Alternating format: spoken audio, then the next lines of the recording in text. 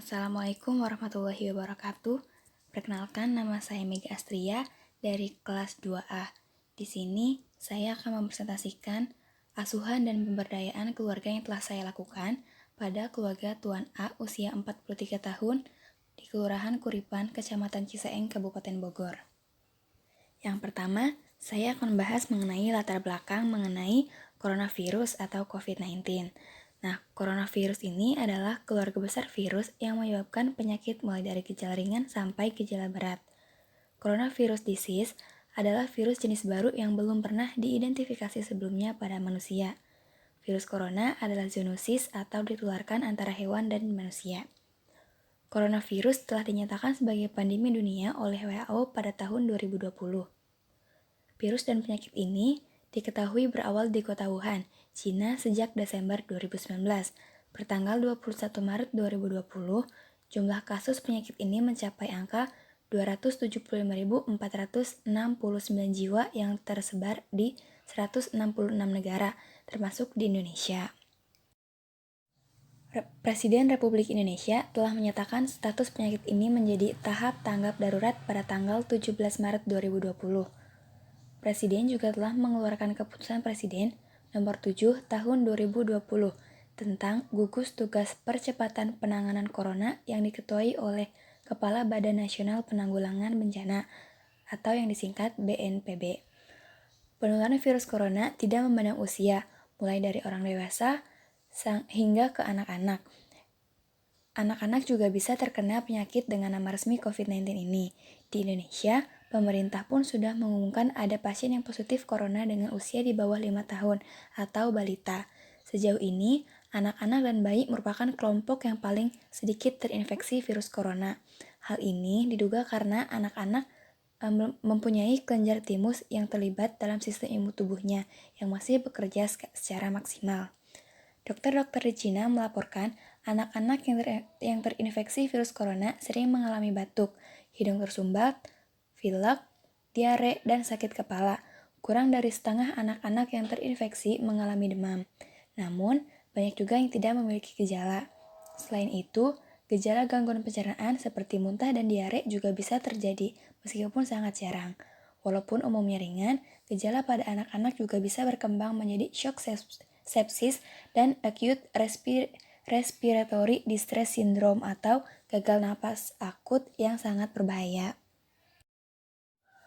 Penularan virus corona pada anak-anak pun sama dengan orang dewasa, yaitu melalui cairan droplet yang keluar dari mulut penderita ketika penderita itu bersin, batuk, atau hanya sekedar berbicara. Droplet ini bisa terlebih dahulu menempel di benda, kemudian tersentuh tangan anak yang digunakan untuk menyeka wajah atau makanan. Para ahli kesehatan memperingatkan bahwa remaja dan anak muda pun rentan tertular. Lebih membahayakan lagi, karena usia remaja biasanya tak menunjukkan adanya gejala, meskipun mereka sudah terinfeksi.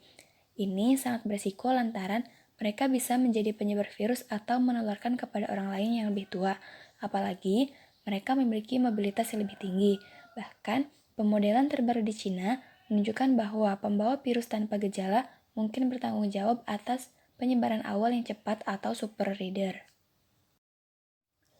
Dalam kesempatan ini, tujuan dari pengkajian yang dilakukan yaitu tujuan umumnya untuk melakukan asuhan keluarga dan pemberdayaan keluarga dalam situasi epidemi COVID-19. Sedangkan tujuan khusus yaitu melakukan pengkajian kepada keluarga untuk mendapatkan data keluarga. Yang kedua, melakukan analisa data berdasarkan hasil pengkajian.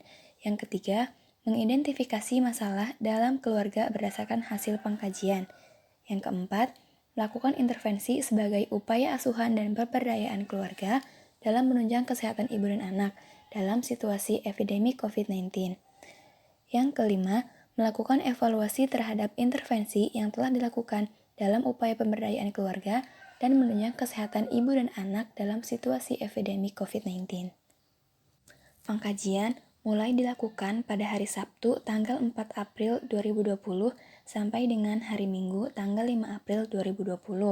Waktu pengkajian adalah pukul 8 sampai dengan selesai. Tempat pengkajian di rumah Tuan A dan pengkaji adalah saya sendiri, Mega Astria. Dari pengkajian tersebut, didapatkan data subjektif. Yang pertama mengenai identitas orang tua. Nama ibu yaitu Ibu Karlina, usia 37 tahun, pendidikan SD, pekerjaan ibu rumah tangga, suku Sunda, alamat Kampung Gunung Calincing, RT 6 RW 3 Desa Kuripan, Kecamatan Ciseeng, Kabupaten Bogor.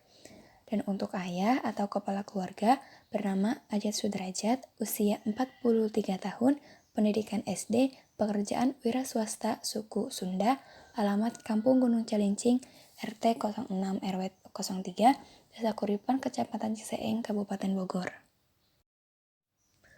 Komposisi keluarga yaitu yang pertama Tuan A, usia 43 tahun, jenis kelamin laki-laki, hubungan dalam keluarga yaitu ayah atau sebagai kepala keluarga.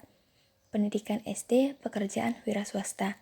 Yang kedua, Nyonya K, usia 37 tahun, jenis kelamin perempuan, hubungan dalam keluarga yaitu sebagai ibu, pendidikan SD, pekerjaan ibu rumah tangga. Yang ketiga, anak M, usia 19 tahun, jenis kelamin perempuan, hubungan dalam keluarga sebagai anak pertama, pendidikan D3, pekerjaan sebagai mahasiswa. Kemudian, yang keempat adalah anak R, usia 15 tahun, jenis kelamin laki-laki, hubungan dalam keluarga sebagai anak, pendidikan SMK, pekerjaan sebagai pelajar.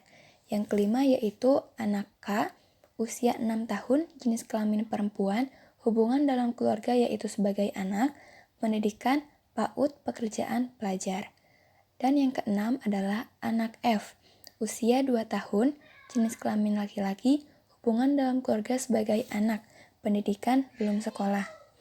Jenis keluarga dari keluarga Tuan A yaitu keluarga ini terdiri dari ayah, ibu, 2 anak perempuan, dan 2 anak laki-laki.